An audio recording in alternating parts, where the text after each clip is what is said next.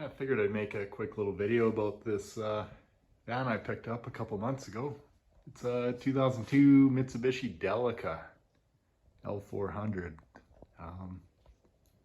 Yeah, this one's a gas. They come in diesels.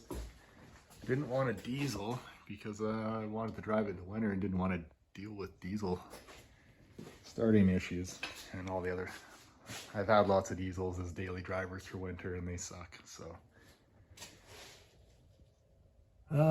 Yeah, so that's why I went with the gas. Doing some frame repairs. That's a common problem on these things. Had to do back brakes on it. That's another common, I guess, well, brakes are common on anything. But on this one, I had to replace the calipers. When I went to go remove the lower bolt for the caliper, the bolt was seized inside the bracket. So I just picked up some reman calipers. And back end was kind of sagged out. Or at least I thought it was sagged out. I put some airbags in. These are Firestone airbags. I got them because they were cheaper than the airlift ones at the time. Then, when I tore all this apart, I realized that the torsion bars were cranked up right to the max. So that explained why the front end sat higher than the back. But with those airbags, it leveled it out. So yeah, kind of a dumpster fire going on here right now. But well, I guess I'll show you where the rest was. There's a hole here, obviously, hole behind the shock bracket, and there's another hole right above where the CV axle goes in the bottom of the frame. I kind of glued that back together.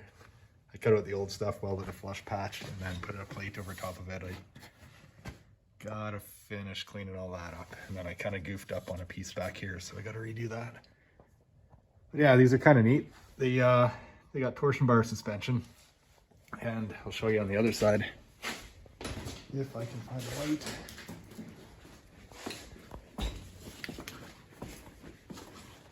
On most vehicles I've seen that have torsion bars, they connect to the lower control arm, but on this one they connect to the upper, which is kind of, yeah, a little bizarre. I don't know, maybe that's common in some markets, but that's a first for me. But yeah, there's a big plate. The controller mounts behind the shock bracket to a big plate that connects the two frame rails together, the upper and the lower. And yeah, it's kind of a weird setup. This front cross member, it's this round tube that the rack and pinion bolts to, and the engine bolts to it there too. But yeah, I don't know. It's kind of a neat setup. And these are full-on four-wheel drive. They have a transfer case and front diff somewhere in there. But it's, I think it's vacuum actuated. I don't know how they work. If you lose vacuum, if the front diff locks itself in. Not really sure. Hopefully it's that way. And I kind of half installed a diesel heater. Ran the exhaust, mounted it, and that's about as far as I got. And that's a transfer case. Looks like a PTO cover on the side of it. I don't know if that was an option or what, but. And yeah, solid axle rear diff. And obviously coil springs. There's the fuel tank. And there is, oops, let me get a better view. Under there, that's a condenser for the rear AC. For the fan on top of it. It's got its own, well, it's kind of hard to see, but yeah, full on rear AC unit, because I guess you need that. And yeah, this one has some Horky exhaust on it. Not a fan of loud exhaust anymore, especially when you leave for work at 6 in the morning. I don't want to be that guy. Well, I'll show you the interior another day. It's kind of a mess. But yeah, that's it. I'll plan on making some more videos of this thing. I started trying to make some about fixing the rust, but I'm gonna have to put all that back together one of these days. But yeah, this one's the V6. It's a 3-liter. I'm pretty sure it's a 24 valve. Some people say it's the same motor as a Caravan. It's the same. I think it might be the same block, if that, but it's the same design and everything, but the heads are different intake. Pretty much. It's the same, more similar to what came in the later model Sebrings and what other small Dodge they came out with, a V6, which I can't think of right now, but and maybe the Eclipse and stuff like that. I think the Montero shared the same design.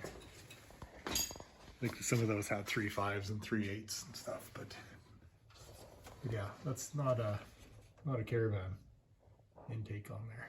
But yeah, more of Montero Sport, something like that. But like, yeah, the Caravans are 12 valve heads. These are 24, I believe. Maybe I got that wrong. I don't know. These have more valves than the Caravans do. But yeah, that's about it. I'm gonna have to cut the rust out of here. This frame rail is not as bad as the left-hand side. Well, yeah, these things are right-hand drive too. So, well, most of them are. But depends on what market you get one from. And this one only has a sliding door on the left-hand side.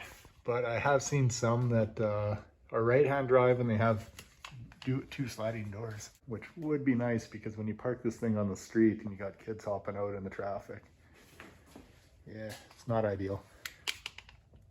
But yeah, this is pretty much the worst place these things rust, is in there, because it's all layered. Not the greatest thing. And I guess the horns rust away too.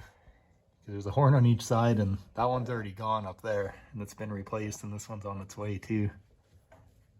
And then there's 2 other ones on the other side that are not looking so good.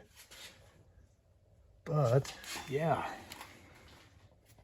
bit of a mess right now. All has to be cleaned up and finished. But then I got a pile of parts. Got timing belt, valve cover, gaskets, and shocks, ball joints, tie rod ends, inner and outer, and all that good stuff to throw at this too. So hopefully get to that one of these days. And yeah, I think that's all I got here for now. And yeah, if you want to see more videos, I guess, yeah, come back another day and hopefully I'll have one up here. Thanks for watching. Bye.